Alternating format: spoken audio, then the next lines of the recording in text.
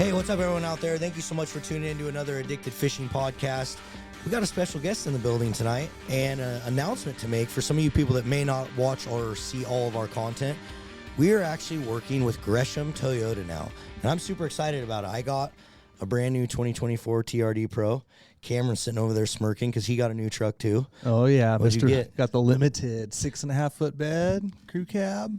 So I've been a Toyota guy my entire life. So I think with this podcast, what I want to do is just talk to Chris about the new Toyotas, a little bit about the old Toyotas, and just talk a little bit about trucks. Because every fisherman out there, for the most part, has a truck or has some sort of vehicle that they got to use to go fishing. And what's really going to be fun about this is because I've had mine now for a couple months, and just in the daily activities, going to bass tournaments, guiding, all of it. Like, I've got a whole kind of different perception than I did, when we first started doing this. So yeah. I thought it was going to be out on a limb a little bit, but now I am extremely happy. Well, it's funny too because I love mine too. Like overall, Marlon's going to be right on this just because. Well, overall, the new Toyotas are sick. You see a lot of different stuff online about them and stuff, and I have my complaints too. I mean, what new car or what company do you have that doesn't have little nuances that you're going to be a little annoyed with? But I will say, and someone who's owned Tacomas and Tundras and Camrys and just Toyotas my whole life, like, they nailed it with some of these new vehicles for sure, I think. Yeah, no, absolutely. I mean, I've had so many Tacomas and Tundras in the past, and the last version of the Tundra that had the 5.7, it was a great engine.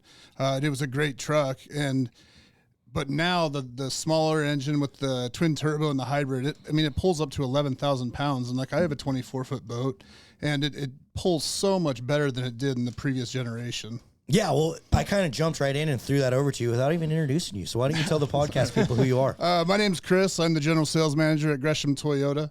I have been at Gresham Toyota for 7 years now, and we are the gateway to adventure. And we thought that teaming up with you guys with Addicted would just be the perfect fit. We're stoked on it, man. We really, really are. And, you talked about the towing, and Cam's going to really be able to talk about this because he's been towing his big guide boat now for a while. But I can tell you, I don't care what anyone says, and I see the comments all over online. These trucks tow way better than the 5.7s. Way better. Like, I remember driving to Astoria with my 5.7, and it struggles a little bit getting up those hills. Like, you got to freaking get on it. And my old truck was tuned.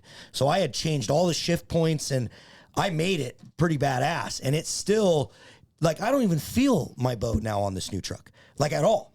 Like, barely even feel it when I'm towing it. And so, Cam, why don't you jump in? Because you've been towing your 25-footer for 3 weeks now. A couple months now. Well, when I brought in for the first service, Chris was like, "You've already put 5,000 miles on that damn thing." I'm like, "Well, yeah, because this time of year, we're running out to the gorge a lot, running to the coast, doing a lot of bass tournaments, doing some 300-mile tows, and down to the Oregon coast and Central Oregon coast, and a couple things is when we started off on this idea, Chris called me one day. I was like, "Hey, I got something to." Want to run by you guys and decided I'm all game for it as long as that truck will tow. And tow vehicles are such an integral part of what we have to do. They have to be reliable. They have to be able to perform. And we're going to put, being a guide, we're going to absolutely put them through their paces. Every single thing from tires to suspension to the towing, the motor, just all of it. It's got to be able to do day in, day out, over and over and over and over again. Now, one thing I can only say is I've only had it for 2 months, and now I'm like 6,500 miles on it. But I can tell you what, I'm just going to say it, I came from, Duramax diesel, and that thing's a towing beast. But no, and it's kind of the standard, too. And no matter what, with trucks, and Chris knows this, and with vehicles, everyone's kind of got their preference, right? And you're going to have a hard time turning a diesel guy into a non-diesel. But I think what Toyota's done here is made it kind of a little bit easier of a way to transition if you want to go from a diesel to these trucks. Well, yeah, absolutely. And the thing is that being able to pull 11,000 pounds with a half-ton pickup, that's a lot of weight to pull behind a half-ton pickup, and it pulls it comfortably. So they're great trucks, and if you don't need something to pull a giant boat, the Tacomas pull drift boats, raft trailers, that kind of stuff. The Forerunners, they're all great rigs for the outdoors, and that's kind of why we joined up with you guys. Yeah, so we're stoked. Going back to that Duramax though, in that 2,500, that was a 3/4 ton truck that could tow 12. And one thing I noticed is the first thing I was really surprised from is going to the Toyota was like, okay, am I going to like put this boat on the back of my truck? Is it going to feel like that boat's there? Like, because I mean, Duramaxes, I mean, like I said, diesel, I mean, just the diesel technologies and stuff, they're great, but man, they're dirty. They can be, the fuel systems can be a little problematic. There's a lot of, you got added benefits and stuff with everything, but I just thought for sure that I'm like, man, I'm going to put this sled, my 26-foot sled behind that Toyota, and it's going to feel it. It doesn't. Like, it tows it amazingly. There's this one spot that I remember when I was towing, like one of the first times I was towing my 26 up to Blue Creek. There's this one spot in the road, and any fisherman around here who's been to Blue Creek, which you all have, let's be honest, there's one spot in the road that every time I would take that, I'd tow my boat with that Duramax over it, it would just slam and I'd almost like practically lose control of the damn boat. And the first time I ran it over with that Toyota, granted, I've got a 3-inch TRD lift on it. I put some 35s on it. That truck ate it. Like the suspension and how well that truck handled that boat going through that nasty little like slide or whatever the hell that thing they got going up there at Blue Creek. The truck handled it great, like even better. So that was one of my first kind of like surprises. And then of course, towing the boat out to the gorge, towing it up to the Astoria Hill, like going over to the coast, stuff like that. That V6 twin turbo motor handles it extremely well. And I can tell, like, if the motor's not working that hard to, like, tow that boat around, you're going to get longevity out of it. You're not going to have the issues. I mean, I'm so far extremely impressed with it. What are you getting for gas mileage? About 11 miles a gallon towing my 26. So not the best. However, I'm getting 13 towing nothing. Yeah, I was gonna say. However, I also put, But I also smash on my trucks. Like I don't drive slow. The sport mode's fun in them, isn't it? Exactly. So, and just comparing it apples to apples, towing the same boat with my Duramax, it was a 2017, so I was running DEF, and I was getting about 14 to 15 at best, towing that sled with my new Toyota. Excuse me. I'm getting about 11 and a half. So it's kind of like I'm giving up on that. But of course, you're not buying DEF now, though. I'm not buying DEF. I'm not buying diesel. I'm not doing that. And the thing is you don't buy a full-size truck for gas mileage. No. I was just going to say that. Like, I also have bigger tires on my Toyota than I did on my Duramax. And so far, but then of course you add all the other features. I mean, it's hybrid, it's quiet, it's smooth running. There's all the amenities within the truck itself too. It just makes it comfortable. It makes it freaking nice. I'm an old man now. You you got to do this. You got to have these kind of things. The truck's amazing. Yeah, I'm pretty stoked with them. I know Jordan is too. We're gonna, if you guys ever watch our live feeds or you see any of the YouTube videos, which I'm sure a lot of you guys do, you're gonna be seeing them in a lot of different videos. A lot of different videos coming up. So stay tuned. We're pretty stoked about it. Yeah, no, we are too. We're excited for the partnership, and we're just super excited about all of it. And it sounds like if anyone goes down to Gresham Toyota at all and is going to buy a vehicle from them, they're going to give you 20% off all parts and accessories. So automatically by you just go buy a vehicle with them at all, anything, go purchase something, and they're going to give you 20% off accessorizing it. So if you want to get some other stuff, that's a pretty cool deal. Yeah, come on down. You can also just click on the website, put in your information, reach out to a salesperson that way, or just stop in. Either way, we'll get you guys dialed in. And guys, we're going to give you true, real feedback. And Chris knows that. We told him originally, when we sign up with a platform or we do anything, we're organic and we're truthful. So look, if I blow my motor up in 2 months, I'll tell you guys I blew my motor up. But guess what? Toyota's taking care of it. And that's the thing. We're going to be honest with you guys. So we will give you real good feedback. And so far, that's why we're giving you the feedback that we have, because in the 2.5-3 months that we've had the trucks, we've had nothing but positive to say about them. So, and I'll tell you right now, I don't go a day. I mean, I'm talking like every other day, a day. Where somebody's asking me about that truck and how well it's handling that boat. And one thing I will say for the TRD guys, the turning radius sucks. No, so it doesn't. Do not just get on the pros. Turning radius. It's only on the pros. Do not get a TRD Pro if you are annoyed with not having good turning radius. You need to hop in my. I have a limited, but I did put the TRD lift, but I have the springs and you have the actuators, right? The hydraulics. I have reservoirs. The reservoirs, yeah. So I think that's got to have something to do with it, because my turning radius is honestly just as good. Well, I know. That's what me and Chris talked about. All the other turners are different, but the TRD Pro, I'm just telling you, drive it. Make sure you drive it and make sure you're okay with it. For sure. Do you want to hear my only complaint I have on my truck right now, too, since we're just going to be honest? And one thing, guys, I'll just tell you right now, if you guys are even thinking about it, because like I was trying to say before, I don't go a day or 2 days where someone doesn't ask me like how that truck is handling my boat. Like even the guy that wrapped my boat a couple days ago is like, he's like, I can't believe you're driving that. I'm like, well, let me tell you about it. Like I'm telling you, it's pretty incredible. But if you guys are thinking about buying a Toyota from Gresham Toyota and you want to personally message me, I will give you like I'll answer as many questions as you want on it. Is that I've been so far that absolutely impressed with it. My only bitch so far, 24-gallon fuel tank. Oh, I know. I don't know why they did that. So I came from a 35, so maybe I'm just not used to it. And I came from a 30. Yeah, the other one had a 32. Yeah. So like, I'm just 32. Like, oh, the 24-gallon. I mean, but honestly, it's not a deal breaker or anything like that. But it's like, I've actually caught myself a couple times like, oh, I do like 2 trips to Wind River, and then on the way back, I'm like, whoa, I got like no gas, or I'm kind of like used to going like a few days. And I was like, I got to watch it just a little bit more, but that might be just coming from my experience. But that's my own, right now, that's like. Yeah, I wonder why they did that, Chris. I think it's just because of the batteries, honestly, because the batteries and the hybrids take up so much more room. That makes sense. I know that like even in the SUVs, the third rows sit up higher because of that. But like, if that's your only complaint about the truck, I'm super happy about that. Oh, dude, so, honest. If you gave me my diesel back, or you gave me that one, I'd pick the Toyota. Well, like me and you were talking about today, you gave the analogy of like your buddy was like, hey, what's the best car to have? And your buddy goes, well, honestly, they're all pieces of shit. It's like, exactly.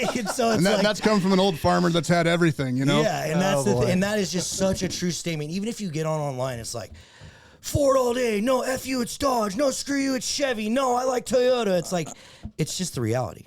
Anything like you read online, it's just like when you read what people, when they talk about like fishing online, and sometimes you just like, and you understand fishing, and we understand all that, so you're just like, what the hell are you even talking about? You're an idiot. And so like, you don't know what online is. Nothing. Everybody just, you pick a team when you're young. And that's the thing. And it's not even just online. I'm just talking in general. Like everyone's got their opinions, and there's nuances to each vehicle, each manufacturer that you go with. So yeah, anytime you get that many moving parts and electronics, and I mean, there's bound to be something goes wrong in some of them. So, but even with across the brands, like Toyotas are known for being dependable. Oh yeah, known for being reliable. Marlon's been trying for, I don't know, probably the 12 or 14 years I've known him to get me to drive a Toyota. So he finally got his wish. If I switched to iPhone tomorrow, I'd probably really make him happy. Yeah, exactly. All my iPhone people out there, you know what's up. You got me on a MacBook. Can you edit your text on the fly? Because I can. I hate when you guys like your damn stupid comments and love them and all that crap.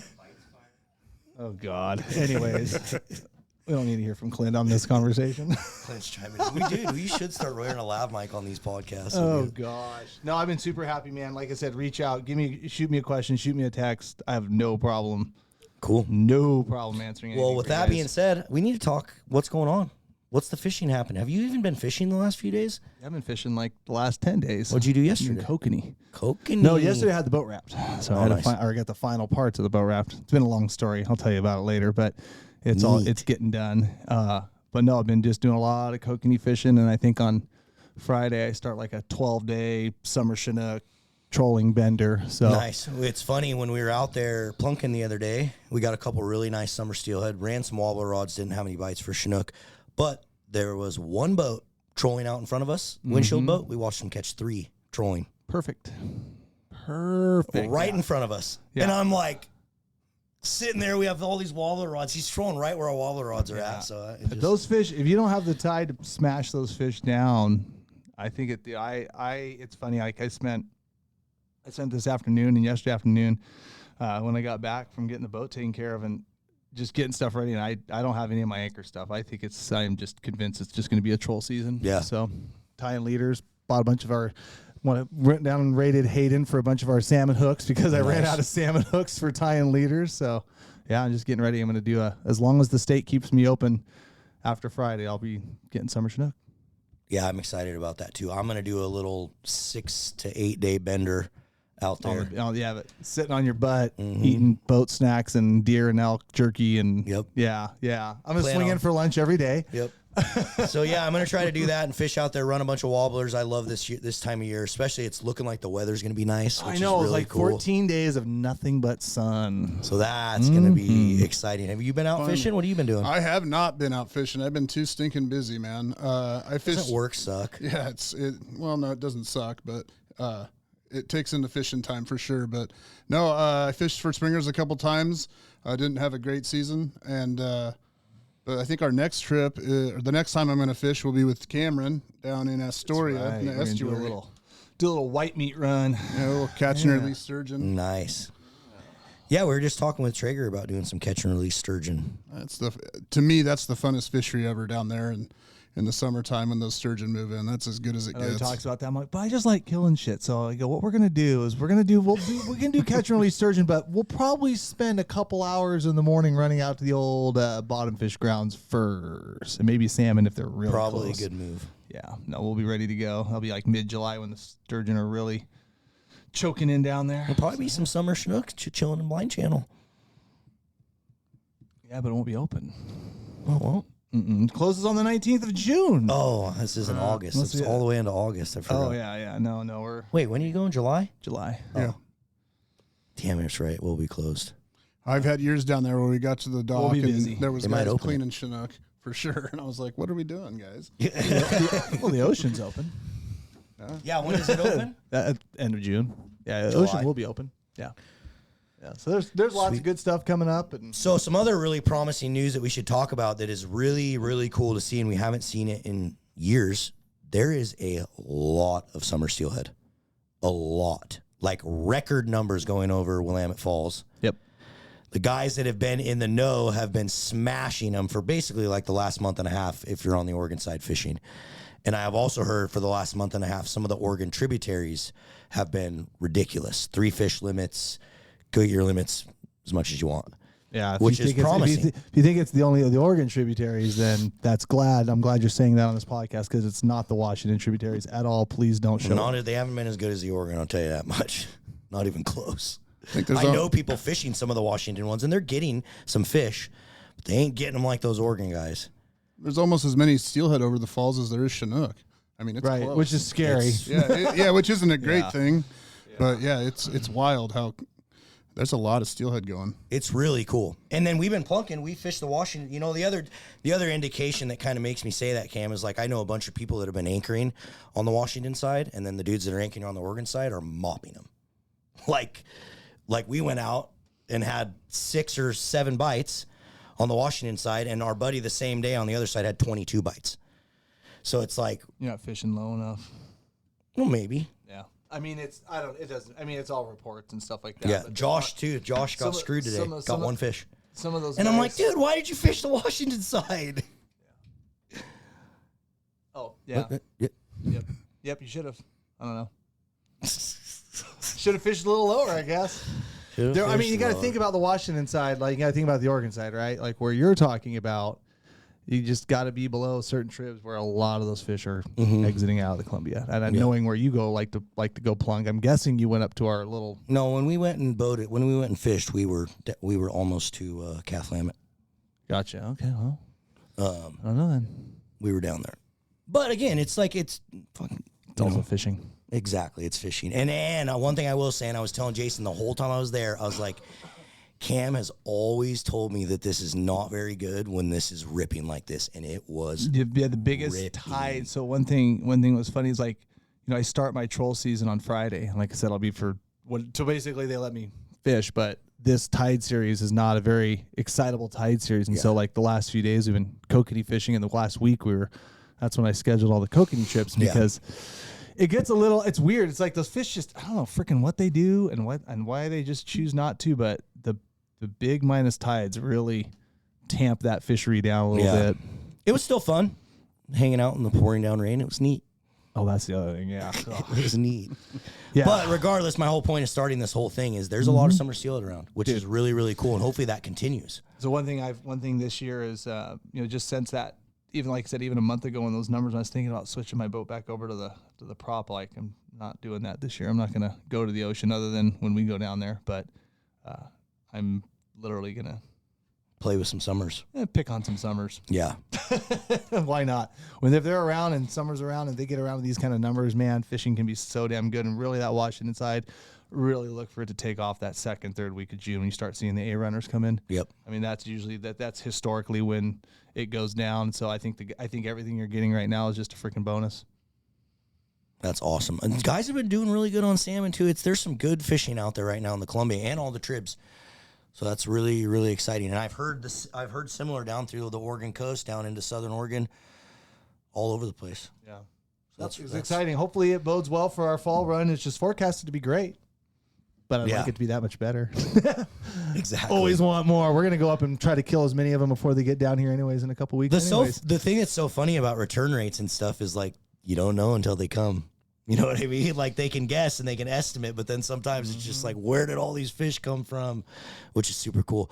The other thing we just went and did, have you ever been to that Olympic Park Game Reserve? Dude, what? You have to take Layden Paisley and your wife. They are going to lose their freaking minds. When did you go up north? When I went spot prawn. We went spot prawn fishing with Brandon Traeger, which if you have not gone out with Adventures with Mayhem and caught spot prawn, I highly recommend it. If you have you ever done that? No. Dude, you got to call Brandon and get on a trip. They're the most. Do you like to eat shrimp? Yeah. Call Brandon Traeger and go on a trip, dude. All right. You're gonna lose your mind. They're the best shrimp, and it's the best seafood in my opinion in the whole Northwest that we can get. It's unreal. But anyway, we had a great day. Went out and spot prawn. He's like, you guys should go check out the game park. And he's like, and when you get there, he's like, you got to get 20 loaves of bread. He's like, minimum 20. And I'm like thinking, what the F? So I roll up to the thing. The ladies, I'm like, yeah, can I get 20 loaves of bread? And she's like, looking at me like I'm crazy. And she's like, we only sell them at 10 loaves at a time. So anyway, we get 10 loaves of bread. But regardless, dude, it's like, first you go through like the llamas and all these like weird cows. And they're like following your truck. Like, and they're like sticking their heads in your windows and trying to get bread from you. Then you drive down into the bottom, and it's like bears and grizzly bears and black bears and like lions and tigers and wolves. And those are all like in pretty decent little cages. They're not out. Then you round the corner, and you go into the elk and bison. And you literally have like 8-point elk sticking their entire heads inside your truck, like eating the bread and stuff from you. And the bison are like... The bison, do not drive your new truck because the bison are like rubbing. I was like thinking the whole time, I'm like, my truck's screwed. I'm like, my truck's so Chris, we got some right dents now. in these things. But thank goodness it just ended up being slime and mud and snot. Slobber. But dude, it was the coolest experience ever. No shit. Like I have to bring my kids. We should maybe just plan a family and we'll just and you just straight up. Yeah, just feed them bread out the window. That's wild. Dude, it was so freaking cool. And there's like fallow deer, and there's a whole bunch of stuff. Yeah. That's bad. It's like really worth a petting zoo for adults. Yeah. And it's cool because you drive. You just drive in a circle, and you never have to get out of the truck. They actually tell you not to get out of the truck. Well, yeah. You can jump on that 8-point bull's back. Yeah. Go for it. And I will say the llamas are pretty annoying. I mean, they bug you. Oh, they just chase you, and they will not. They're just freaking like the whole time. They'll put their whole neck inside the window. It's pretty crazy. My truck at the end looked like, I don't even know. It looked like someone had just taken like a muddy rag and just like shoved it all down the straight side. to the car wash. And then the whole inside of it is still just nothing but breadcrumbs just everywhere. Yeah. But it was worth it. We only sell 10 loaves at a time. It was worth it. It was a ton of fun. No kidding. Yeah. I didn't even know that place existed. Yeah, Olympic Game Park. But granted, you have to do something else if you go up there, right? Because it's a 3-hour drive, 3 hour and 15 minutes. So yeah, for us, yeah. Well, spot prawns and feeding elk, that sounds like a good day. It was a super good day. Couple more things before we end the podcast. We got to give a couple announcements, and one of them Cam wants to talk about because what is finally coming on June 30th? I don't know what. I mean, hopefully, right? I never know. Yeah, the fillet knife that was featured in, I think, this last Sunday's video or whatever. Can't remember when it was. Yeah, this Sunday video. No, this last Sunday it was in there. Yeah. Yeah, no, you're right. Tuesday, I heard it was because Jason's right. He watches the videos better than I do. Yeah, so I heard it was because I got messages already asking for people that they can do pre-order and early orders and all sorts of good stuff. So yeah, June 30th, guys, on the drop is when we're gonna have the the official order of the new ADX fillet knife, salmon steelhead knife. We have the name, we have everything. I don't think we're going to release that just yet. Nope. But it's coming. But it's coming. So June 30th, guys, just in time. Tell you, this thing is definitely going to give you an advantage when you're filleting salmon. You're so freaking stupid. You're lame. But yeah, just like June 30th is it's not just the fillet knife drop, guys. It is the whole summer drop. We have custom mag lips, custom killer fish, custom super baits, custom minis, custom wigglers. I mean, this one is probably one of the bigger lure drops that we've ever done. There's some brand new spinner that we have worked on. This isn't just a spinner that Rob designed for us and painted cool. This is actually the first introduction of the addicted spinner. So it's finally coming. There's only 600 of them in this first round, but I'm so stoked about it. It is a center weighted balance spinner. First of its kind on the market, and we worked with Rob from R&B. This is something that he actually designed and fished years ago back in the 80s and 70s for summer steelhead, and he asked us if we wanted to bring it back. And so we said, absolutely, we want to freaking bring it back. Pays to be different out there. So excited about it. It'll be like a torpedoed body style spinner. It's going to be pretty next level, so I'm excited for you guys to get that. But lots and lots of stuff in the drop. Well, Chris, we appreciate you guys coming in, and don't forget, thanks guys, for having me. We are so stoked to have this partnership with Gresham Toyota, and so stoked that they came to Addicted and they want to support the Addicted family. So, guys, go support Gresham Toyota. If you guys are in the market for a vehicle, you're looking at a vehicle, head down to Gresham Toyota. And sounds like they have a few cars on the lot, eh? Yeah. Used and new. New and used. We got a huge selection of used. Toyota's still the lowest supply brand that's on the market right now coming out of the COVID thing. But we still got plenty of them. Cool. All right, guys. Thanks so much for tuning in. We appreciate you all as always. We'll see you on the river.